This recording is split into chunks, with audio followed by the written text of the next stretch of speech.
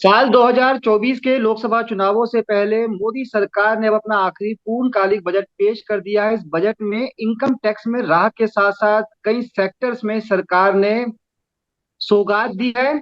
इसके साथ साथ और तमाम बड़े ऐलान किए हैं। क्या है बजट और इस बजट में किसको क्या कुछ मिला, इसी मुद्दे पर बातचीत करेंगे। हमारे साथ नवोदय टाइम्स के संपादक अक्कू श्रीवास्तव भी जुड़े हुए हैं।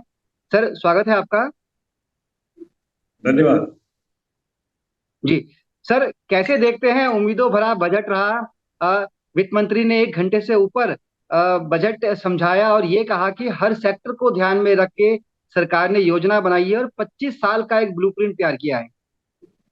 देखिए, मैं पहले डिस्क्लेमर दे दूं कि मैं कोई बहुत बड़ा अर्थशास्त्री नहीं हूँ। सिर्फ एक पत्रकार की हैसियत से जो मैं देखा मैंने और जो समझा वो मैं बात करना चाहता हूँ। 2014-15 के बाद से मतलब मेरे ख्याल से पहले के बाद से कभी भी इनकम टैक्स को लेकर के कोई स्लैब नहीं चेंज किया गया था। यानी कि 8 साल जी। बाद ऐसी नौबत आई है कि अब वो इनकम टैक्स के स्लैब को अ, बदला गया। और इनकम टैक्स के स्लैब को बदलने का मतलब होता है मध्य वर्ग को एक राहत देना। और ये आरोप लगता रहा है कि साहब मध्य वर्ग की तरफ मोदी सरकार ध्यान नहीं देती है। या तो इंफ्रास्ट्रक्चर पे ध्यान देती है या गरीबों पे ध्यान देती है।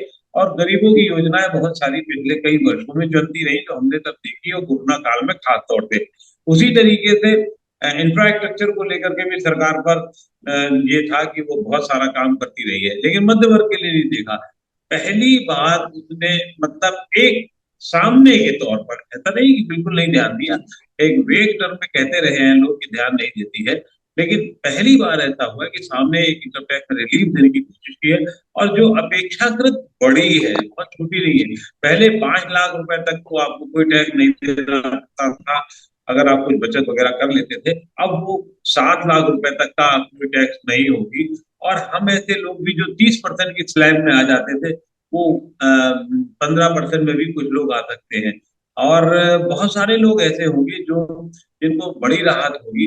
लेकिन ये राहत इतनी बड़ी भी नहीं है जिससे जिससे लगे कि हाँ बहुत कुछ हो गया है। सिर्फ ये होगा कि परसेप्शन चेंज करने की राहत है ये मध्य वर्ग के लिए और मध्य वर्ग को लगेगा। लेकिन मूल रूप से ये बजट जो है वो इंफ्रास्ट्रक्चर को मजबूत करने वाला है। देश में जो बड़ी योजनाएं हैं उन पर काम करने वाला है। उनको उन योजनाओं को सिंक्रोनाइज करने वाला है। और खास तौर से जब जब रोजगार की बात हो रही हो और रोजगार के साथ की बात हो तो उसमें तो काम जी। किया ही जा रहा है। उसके साथ साथ आर्टिफिशियल इंटेलिजेंस पे भी बड़ा जोर दिया है, क्योंकि अगले आने वाले दिन आर्टिफिशियल इंटेलिजेंस के ही ज्यादा होंगे। कई जगह जो इनकम टैक्स में जो राहत की अगर आप बात कर रहे हैं तो बहुत बड़ी राहतें हैं और उसके साथ साथ कुछ अपरोक्ष राहत भी है। मैं फिर कह रहा हूँ ये बजट पर एक तरफ तो कुछ मूलभूत चीजों को मजबूत करता है, दूसरा परसेप्शनली बदलता है। जिस मध्य वर्ग को लगता था कि उसको कुछ नहीं दिया जा रहा है, कुछ नहीं किया जा रहा है उसके साथ में, उसको कुछ राहत देने की कोशिश की गई है। और दूसरी तरफ आप ये देखिए, अगर आप आर्थिक रूप से देखेंगे तो जो बजट घाटा होता है वो एकदम से काफी कम करने की कोशिश करने की बात की गई। होता है नहीं होता है ये वक्त बताएगा। 4.5% पे रखने की बात है। यानी कि जितनी आय है, बजट घाटा होता क्या है, जितनी जितनी आय है और जितना खर्च है उसके बीच का अंतर होता है, जो अभी 6.4% है वो 4.5 रखने की कोशिश की गई है, जो अपने आप में बहुत बड़ी बात है। जी। बजट घाटा ये इतना बड़ा नहीं है जिससे देश की अर्थव्यवस्था को चिंता हो। और हम ये उम्मीद कर रहे थे कि सरकार के पास पर्याप्त पैसा है तो कुछ और भी करेगी। लेकिन उसने चुनावी मतलब ये एक तरीके से होना चाहिए था बजट, चुनावी ना होते हुए भी उसने ये दिखाया है कि हमारे इंटेंशन क्या है। यानी जो उनकी नीति और नीयत चली आ रही थी उसी पर वो आगे बढ़ेंगे। देश के इंफ्रास्ट्रक्चर को लेकर के आगे बढ़ेंगे, स्वास्थ्य को लेकर के आगे बढ़ेंगे, रोजगार को लेकर आगे बढ़ेंगे। और अब उसको उसमें निजी क्षेत्रों को ज्यादा लाने की कोशिश की जा रही है, जिससे ये उम्मीद की जा सकती है कि रोजगार बढ़ेगा। तो चूंकि आप कह रहे हैं, क्योंकि बजट से पहले का चुनाव से पहले का ये आखिरी बजट है जो पूर्णकालिक है। इसके बाद जो बजट आएगा वो इंटरिम होगा 2024 में जो आएगा। तो ऐसे में क्या सरकार ने कोशिश की है कि पूरे देश को, देश के हर वर्ग को, हर तबके को कवर किया जाए?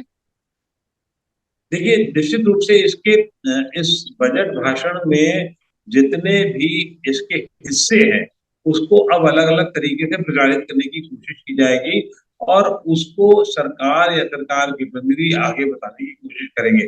जैसे छोटे किसानों के लिए एक बड़ा पॉइंट है जो बहुत कम आया है, वो बहुत समझने की जरूरत है। छोटे किसानों को सहकारिता के अंतर्गत लाया जाएगा। सहकारिता के अंतर्गत लाने का मतलब ये होगा कि उनके ग्रुप्स बनाए जाएंगे, ग्रुप्स बना करके उनकी आय बढ़ाई जाएगी। और अभी जब सरकार ने मिलेट्स पर, मोटे अनाज पर जोर दिया है, वो बहुत बड़ा काम हम्म। होगा। मोटे अनाज में क्या होता है, कम जगह में अच्छी उत्पादन हो जाती है और अगर उनकी सहकारिता से काम होगा तो उनकी आय बढ़ने के आसान रास्ते होंगे। और हम जानते हैं जैसे कि हमारे यहाँ देश में 80% से ज्यादा कमजोर किसान है जिनके पास छोटी छोटी मिल्कियत है, तो वो उनको बड़ा लाभ होगा। लेकिन ये लाभ कैसे होगा, ये अभी हम बहुत स्पष्ट रूप से नहीं कह सकते हैं। खास तौर से अब कृषि पर 20 लाख करोड़ का जो योजना बनाई गई है, 20 लाख करोड़ रुपए कर्ज बांटा जाएगा। तो यानी कि ये फिर ये हुआ कि कृषि को और बढ़ाने की कोशिश की जाएगी, किसानों को और कर्ज दिए जाएंगे ताकि वो अपनी किसानी से जुड़े हुए सामग्री के उपकरणों के लिए और बाकी जरूरतों के लिए उसको पैसे को लगा सके और पैसे को लगा सके तो उसका अच्छा पैसा उनको मिल सके। ये एक बहुत बड़ा काम है। अब इसका मैं फिर ये कह रहा हूँ, दोहरा रहा हूँ कि इसको किस तरीके से सरकार पेश करती है, सरकार के नुमाइंदे किस तरह से पेश करते हैं, वो होगा। एक और बड़ी चीज थी, अभी राष्ट्रपति मुर्मू ने भाषण दिया था कि जेलों में बंद कैदियों के सड़ते रहने पर भी उनकी सजा हो जाती है और उनको कुछ नहीं किया था। उस पे भी, उसके लिए भी सरकार ने एक अलग से कोशिश की है। और वो कितनी होगी, क्या होगी, ये तो माइन्यूट डिटेल्स आने जी। की बात होगी, लेकिन वो भी अपने आप में है।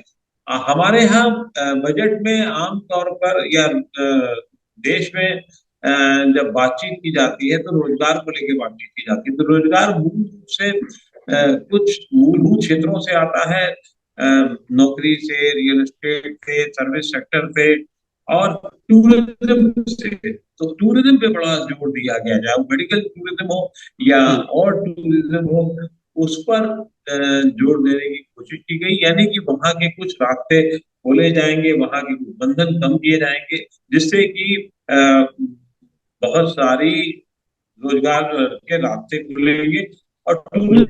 एक सर। टूरिज्म को बढ़ावा देने से आपको पता ही होगा कि दुनिया में कई देश ऐसे हैं जो टूरिज्म के सहारे ही चलते हैं। उनकी बिल्कुल।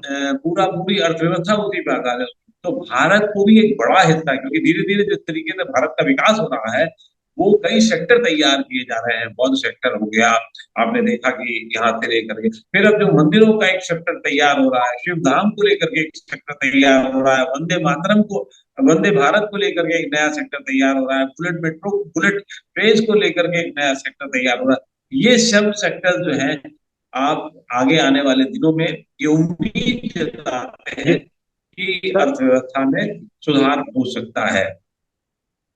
सर, निर्मला जी ने महिलाओं के लिए महिला बचत सम्मान पत्र लाने की घोषणा की है। उन्होंने कहा है कि ऐसे सेविंग स्कीम्स लाई जाएगी जिसमें महिलाओं को 7.5% तक ब्याज दर मिलेगी।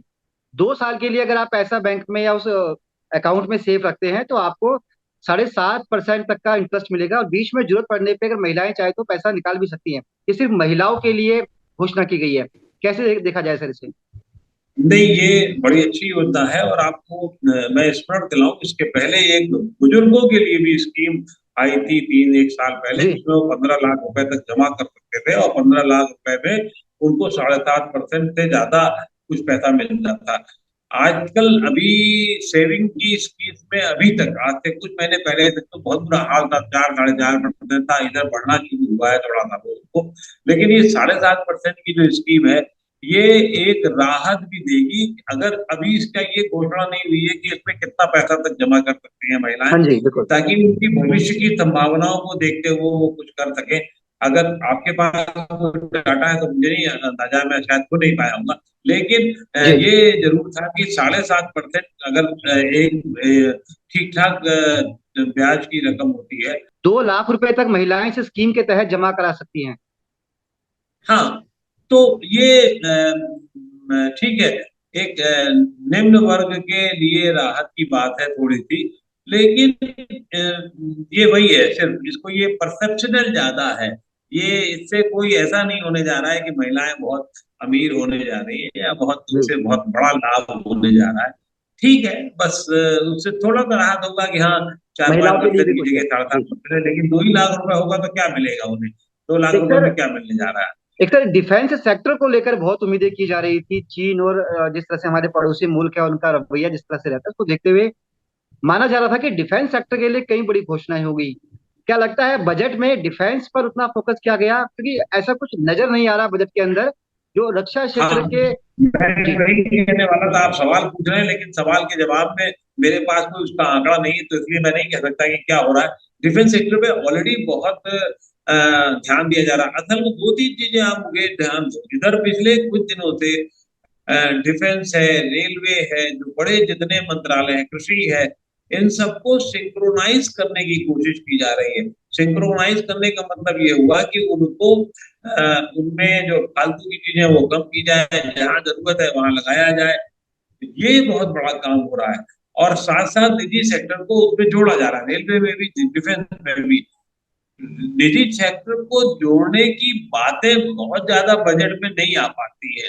वो क्योंकि गवर्नमेंट के खर्चे से नहीं होता है, तो उसमें वो एक नीति के तहत आती है, और नीति का बहुत नीति जो है वो एक अलग मामला हो जाता है। तो मुझे लगता है इसके लिए इंतजार करना पड़ेगा अगले साल तक। वो बात दूसरी की पूर्ण बजट मोदी सरकार का निर्मला सीतारमण द्वारा पेश किया गया ये बजट अंतिम था। जी। ये कोई जरूरी नहीं है, निर्मला सीतारमण आगे भी रह सकती है, लेकिन इस काल का मोदी टू का ये अंतिम बजट था।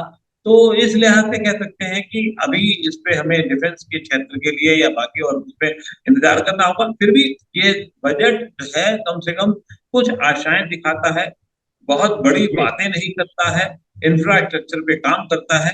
और फिलहाल इसको इतना ही कह सकते हैं, क्योंकि अभी बजट पूरा देखा नहीं गया, समझा मैं, मुझे था तो मैं तो मतलब बतौर जर्नलिस्ट ही एक बात सर कर रहा एक हूँ, एक बहुत एक विशेषज्ञ सवाल और नहीं लेंगे हूँ। उधर। जो मैं समझ पा रहा जी। हूँ थोड़ा बहुत, उसके आधार पे बात कर रहा हूँ।